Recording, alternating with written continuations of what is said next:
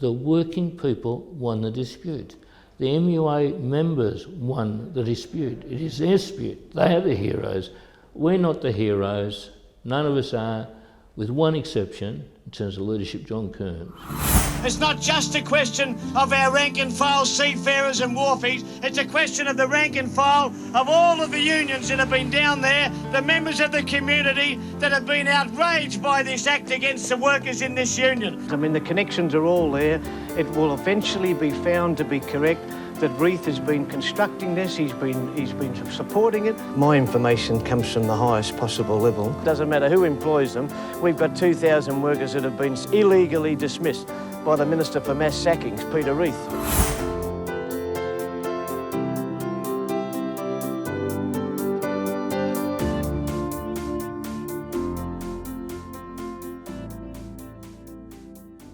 I love John Coombs. You know, he's such an important person in my own life. I met him here at the union office in 1987 when I started at the union, and he was a federal organiser at that time, and you could see this guy had such energy and passion, you know, and I loved working with him. He was pretty fiery. And, that fella, Greg Combay, John Coombs would never have been the John Coombs that you saw without him. He's very smart, very intelligent, and had the wonderful, wonderful strength that if I was making mistakes, I'd never know, because he would know and come around and fix me up without any demonstration of nastiness or the best bloke that actually ever sat with me in any of this was Greg Combay, without a doubt.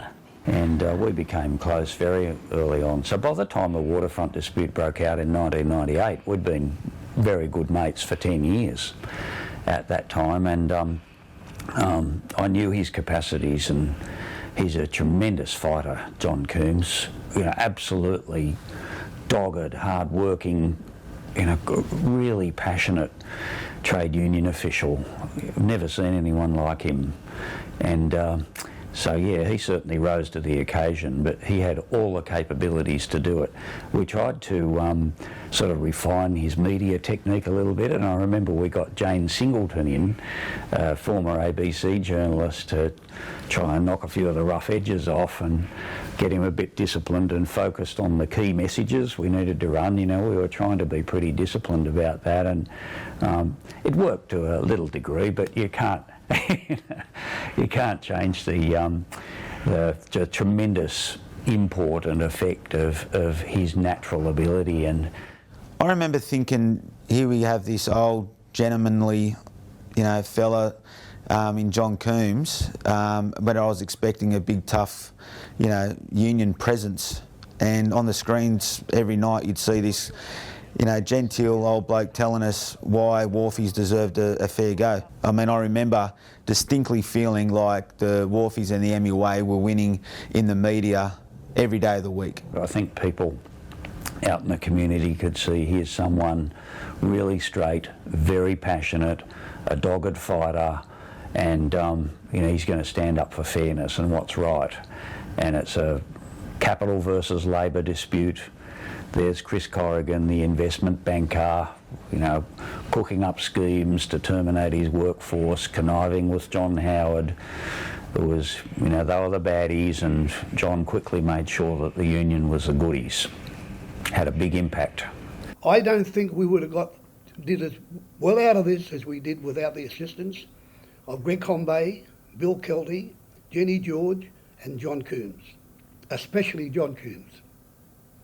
His role was wonderful.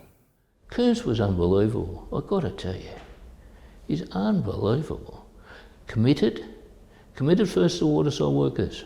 Remember, committed to waterside workers first.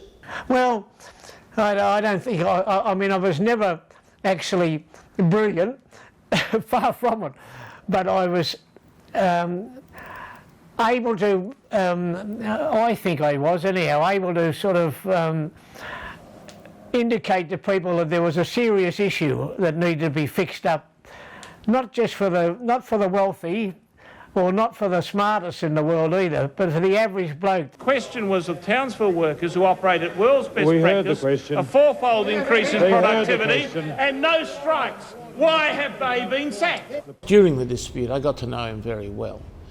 He is an individual Australian type. Integrity, straightforwardness, battling. You know, these are, in contemporary times, these have sort of tended to disappear. But Coombs reflected absolutely all of that. And he's a quintessential Aussie bloke. I think that John Coombs did a really good job. He hadn't dealt with an employer who was, you know, so utterly determined to destroy him and his members. But he was an easy bloke as a leader. He was a bit of a natural. We'd found out because people inside the political machine were aware that they were constructing this thing covertly. So, you know, we've never said who it was, but they contacted John Coombs and the ACTU and Greg Combay, Bill Kelty. So we knew, we didn't talk about it. John didn't talk about it because if you spoke about it, and this is the power of the state, you know, we just quietly worked away and got the intelligence on what they were doing. It was breathtakingly absurd almost. We couldn't believe it. It couldn't be true. But the accolade of all of this is John Coombs. He had to, in my opinion, keep his cards very close to his chest. He couldn't confide in everybody at the same time, even his own comrades, even his own officials. And he was ably supported by Greg Combay. I mean, Greg had been our industrial officer for many years, and then of course we had Jenny George, the president, and of course Bill Kelty. Now every one of them played a magnificent part. There's no doubt about that. There I am, Webdoc, Peaceful Assembly. Yeah, there's me. Mr. Reith, you'll never destroy the Maritime Union of Australia, and every union is right behind the women. The legal strategy was largely in the hands of Greg and John Coombs. Bill strategically had the plan worked out from the beginning, how all the bits of the wheel worked together. So we drew on some very good lawyers, very good capable lawyers that assisted in the prosecution of the case. Josh Bornstein refused to elaborate on the claim. Well, the proper place for that to be elaborated upon is he was sensational to deal with. He managed to keep his sense of humour and despite enormous pressure was generally pretty calm in my dealings with him and in making decisions. When you're in the middle of a dispute like that where the gloves are off, it's pretty important to try and make sound decisions and to try and manage the stress as best you can to make sure you get the right decisions made. And Coombs listened to advice, took advice, often accepted it, sometimes didn't, but there was a good discussion with him at all times, and he, more importantly, he kept his sense of humour. He made me laugh, which in that sort of situation was bloody fantastic. So I thought he was wonderful to deal with, and he wore the weight of the world on his shoulders at that time. He, I think, went through enormous stress and trauma, and I think it's affected his family and affected his friends, affected all his union members, and he was incredibly protective and conscious of the need to ensure the MUA survived when the odds were against it. So I have huge admiration for the way he conducted himself throughout that dispute, as I do for Greg Combay. 20 years down the track, that courage, that wisdom, that determination shaped the future of the country and will continue to for the next however many ever generations, forever. See Jenny, George and all, everyone, and the hands up, because, we won. Yeah, That's the day we walked up the street and through the gate. Okay. And the wolfies had to go back to their lockers. Most of the stuff was taken out of their lockers. Was it? Yeah.